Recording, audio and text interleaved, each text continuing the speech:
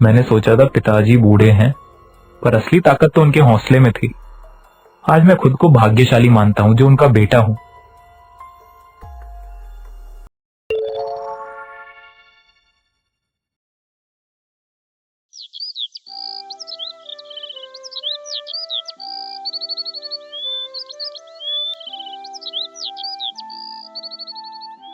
एक गांव में धनीराम नाम का एक किसान रहता था, जो कि अपनी मेहनत पर भरोसा करता था। हे धरती माँ, तूने मेरा साथ हमेशा दिया है। आज मैं भी दूंगा तुझे अपना पसीना, तुझे सींचूंगा अपनी मेहनत और भरोसे से। धनीराम हल रोकता है और मुट्ठी भर मिट्टी उठाकर देखता है। ये मिट्टी खाली नहीं है, इसमें अन्न भी है, जीवन भी और इज्जत भी। वहाँ धनीराम खेतों में मेहनत कर रहा है और यहाँ उसका बेटा गोपाल बिस्तर पर लेटा हुआ है। हर सुबह वही रूटीन, पिताजी खेत में, माँ चूल्हे पर, और मैं कुछ और करना चाहता हूँ, कुछ बड़ा, कुछ तो अलग। गोपाल खिड़की से देखता है धनीराम को खेत में काम करते हुए। इतने में उसकी माँ की आवाज आती है। गोपाल बेटा, उठ जा, अब दिन चढ़ाया है, तू खेत नहीं जाएगा क्या?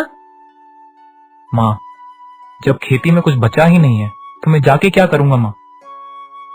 तेरे पिताजी आज भी बिना शिकायत खेत में जा रहे हैं, तू ही तो उनका सहारा है बेटा। गोरी के इतना कहते ही धनीराम घर लौटता है।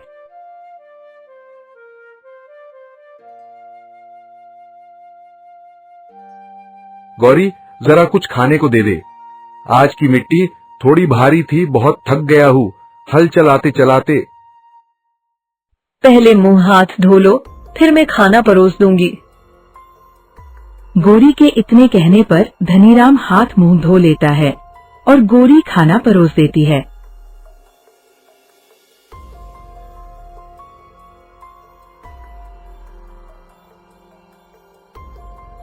अरे गोपाल, आज तो तू खेत नहीं आया। पिताजी, खेत में क्या रखा है? पसीना बहाने से पेट नहीं भरता। अब बेटा, खेतों में जो पसीना गिरता है वही कल की रोटी बनता है। रोटी सिर्फ मेहनत से आती है, बहानों से नहीं। आपकी ये बातें अब पुरानी हो गई पिताजी।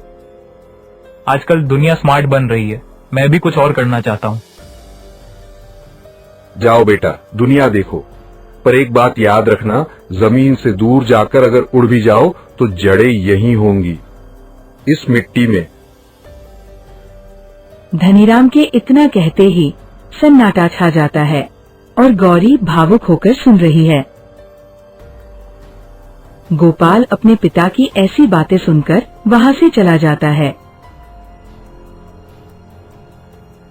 जब एक बेटा सपनों को उड़ान देना चाहता है और बाप उसे जड़ों से जोड़ना चाहता है, वहीं से शुरू होती है ये कहानी मेहनत, संघर्ष और आत्मविश्वास की।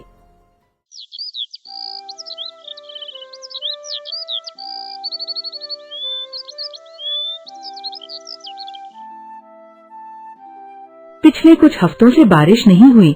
आसमान में बादल आते हैं मगर बारिश नहीं होती है। इंतजार था सावन का, उम्मीद थी बूंदों की, मगर आसमान मौन रहा और जमीन दरकने लगी। धनीराम सूखे खेत में खड़ा है, जहाँ उसकी फसल आधी सूख चुकी है। हे भगवान, फसल तो तू ही देता है, लेकिन अब तूने भी मुंह मोड़ लिया क्या? धनीराम इतना कहकर एक गहरी सांस लेता है और कहता है, पर मैं हार नहीं मानूंगा। तू नहीं बरसा तो मैं खुद कुछ करूंगा। अब की चौपाल, जहाँ सारे किसान इकट्ठे हैं, जहाँ पर धनीराम भी होता है। सब किसान बारिश की चिंता में डूबे हुए हैं।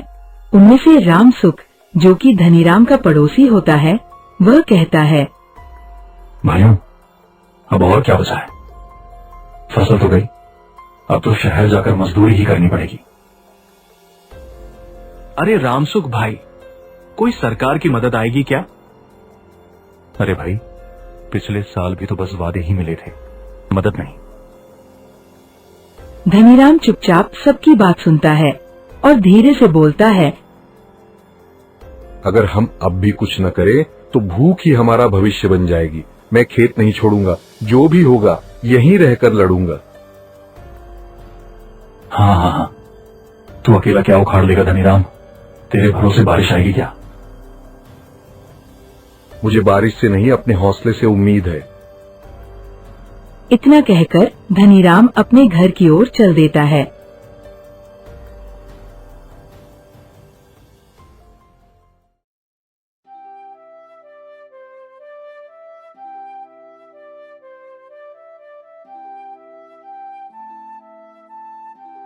आज भी आधा चावल ही बचा है। बच्चे पूछ रहे थे, माँ कल क्या खाएंगे? पिताजी को समझाओ माँ, फसल बर्बाद हो रही है और वो आज भी खेत में ही पड़े रहते हैं। तेरे पिताजी कभी हाथ नहीं फैलाते बेटा, वो भी खुद कमाना चाहते हैं। यही उनकी जिद है और यही उनका धर्म है। गौरी के इतना कहने पर गोपाल निराश होकर बाहर चला जाता है।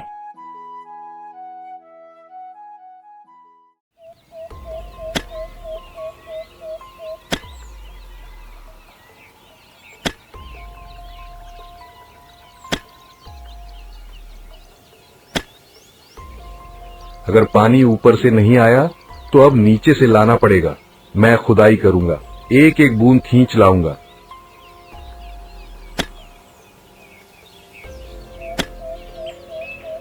दूर से गोपाल ये सब छुपकर देख रहा होता है और पहली बार उसकी आंखों में आदर की झलक आती है। पिताजी, आप वाकई में पागल नहीं हो, आप तो योद्धा हो। जब सब उम्मीद छोड़ दें, तब भी जो हाथ चलाते हैं वही असली किसान होते हैं। धनीराम अब केवल फसल नहीं, अपनी किस्मत बो रहा था।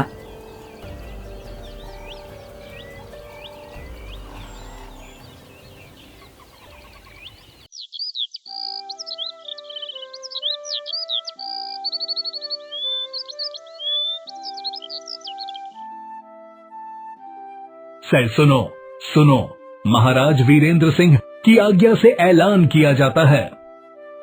लगता है कर माफी का ऐलान होगा या फिर शायद राहत योजना। इस वर्ष जो भी किसान सबसे बेहतरीन फसल उगाएगा उसे महाराज स्वयं दरबार में बुलाकर इनाम देंगे। मिलेगा 5 बीघा उपजाऊ जमीन, 100 स्वर्ण मुद्राएं और राज्य श्रेष्ठ किसान की उपाधि। सूखे में फसल, ये कोई मजाक है क्या? क्या राजा को गांव की हालत नहीं पता? अब कौन किसान राजा को फसल दिखाने जाएगा? इस बार तो खुद राजा भी खेत में झांकेंगे नहीं। बिल्कुल, ये ऐलान गरीबों का मजाक है। भीड़ से हटकर धनीराम चुपचाप सब सुन रहा है, फिर धीरे से मुस्कुराता है। ये चुनौती नहीं, ये अवसर है। मैं फसल उगाऊंगा, अपने लिए नहीं, इस मिट्टी की इज्जत के लिए। सुना, राजा ने इनाम की घोषणा की है। हाँ गौरी, ये मेरे लिए नहीं, खेतों के लिए है। पिताजी, पगला गए हो क्या? सूखे में फसल? आप ही बोलते थे, बीज भी नमक चाट रहा है। बीजों को जिंदा रखने के लिए बारिश नहीं, भरोसे की जरूरत है, और मैं हार नहीं मानता बेटा। जब सबने ये समझा कि खेल खत्म हो चुका है, तभी धनीराम ने समझा कि असली खेल तो अब शुरू हुआ है। गौरी खिड़की से धनीराम को देख रही है। गोपाल बैठा है, कुछ सोच रहा है। तेरे पिताजी को देख बेटा, थकते नहीं हैं, रोते नहीं हैं। पर माँ, ये सब करके क्या मिलेगा? बाकी सबने खेती छोड़ दी। और क्या तू भी बाकी सब जैसा ही बनना चाहता है? गोपाल माँ की बात सुनकर चुप हो जाता है।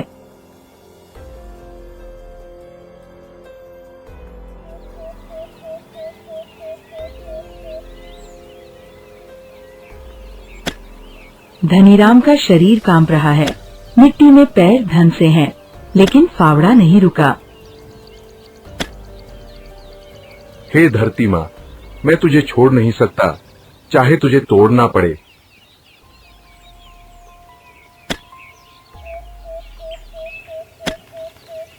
फावड़ा जमीन में गहराई तक जाता है। अचानक से पानी की नमी दिखती है। मिट्टी में नमी, हाँ, ये रहा जीवन, मेरी मेहनत का पहला इनाम। ये सब गोपाल छुपकर देख रहा था। पिताजी, आप अकेले नहीं हैं, अब मैं भी आपके साथ हूँ। मैं सोचता था पिताजी बूढ़े हो गए हैं, पर अब दिख रहा है असली मर्द तो पिताजी हैं। जब दुनिया ने हार मान ली, तब धनीराम ने हथियार उठाए और एक बीज बोया मेहनत का, जो जल्द ही पूरे गांव को बदलने वाला था।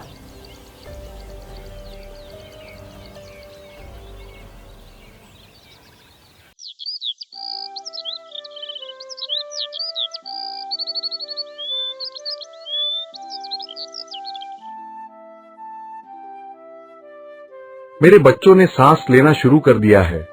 ये फसलें नहीं, ये मेरी तपस्या का फल है।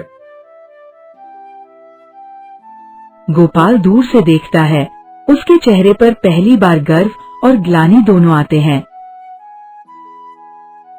मैं सोचता था पिताजी बूढ़े हो गए हैं, पर अब दिख रहा है असली मर्द तो पिताजी हैं। इतना कहकर गोपाल लौटकर घर जाता है।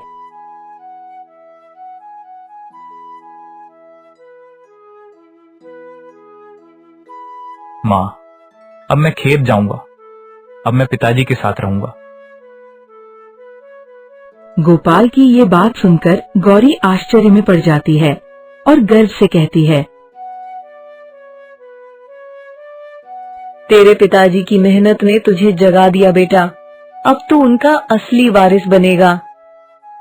यहाँ गोपाल की सोच बदलती है।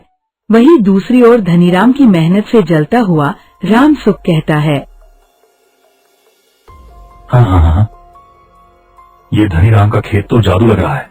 सब सूखे हुए हैं और उसका खेत लहलहाता है। क्या हुआ? अब ये धनीराम इनाम जीत जाएगा तो गांव में मेरी इज्जत कहां बचेगी। राम सुख षड्यंत्र सोचने लगता है और यहाँ गोपाल चुपचाप खेत में आता है और फावड़ा उठाता है। कहाँ चल दिए साहबजादे?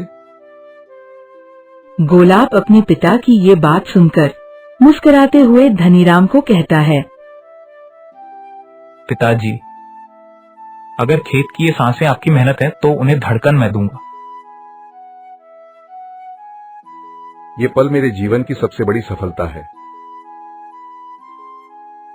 जब एक बीज अंकुरित होता है तो वो अकेला नहीं बढ़ता, वह साथ में उम्मीद, विश्वास और भविष्य भी लाता है। धनीराम की मेहनत अब सिर्फ उसकी नहीं रही, अब उसका बेटा भी साथ था। ये धनीराम हर जगह मेरी बेइज्जती करवा देगा। सूखे में लहराता खेत, और अब तो बेटा भी लौट आया। छोलेलाल, बोलिए मालिक। इस बार उसका खेत नहीं, उसकी उम्मीद जलानी है। कल रात तू खेत में जाना और बीजों में जहर मिला देना। जहर मालिक? ताकि उसका नाम मिट जाए और राजा का इनाम मेरे पास आए। यहाँ राम सुख इश्या में धनीराम के बीजों में जहर मिलने को कहता है। वहीं दूसरी ओर धनीराम अपने घर में बैठा हुआ है और गौरी खाना परोस रही है। गोपाल और धनीराम खाना खा रहे हैं। आज सब्जी में नमक ज्यादा हो गया क्या? हाँ हाँ हाँ, नमक से नहीं, तेरे हाथों की मिठास से पेट भर गया। पिताजी, मैंने खेत में कल एक कोना देखा, वहाँ कुछ सूख रहा था, शायद वहाँ की मिट्टी कमजोर हो। तू अब किसान की तरह सोचने लगा है बेटा, यही तो मैं चाहता था।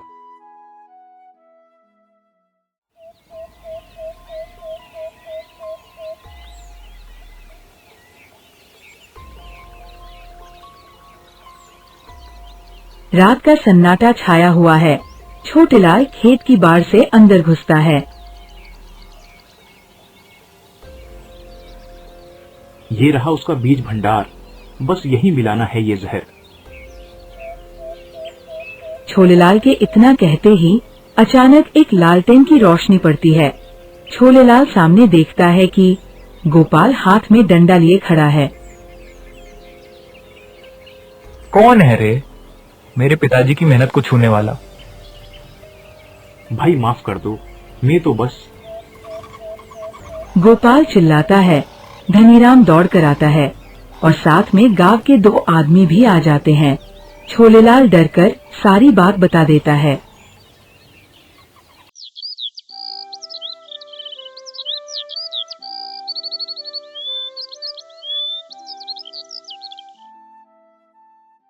बोल रहे, तुझे किसने भेजा था? रामसुख मालिक ने, उन्होंने ही कहा था बीज में जहर मिलाने को। ये झूठ है, मुझे फंसाया जा रहा है। जब इंसान की जलन उसकी इंसानियत खा जाए तो उसे समाज में जगह नहीं मिलती। धनीराम की मेहनत को मिटाने की कोशिश की गई, मगर सच की मिट्टी में उगते हैं वो बीज जिन्हें कोई जहर मार नहीं सकता।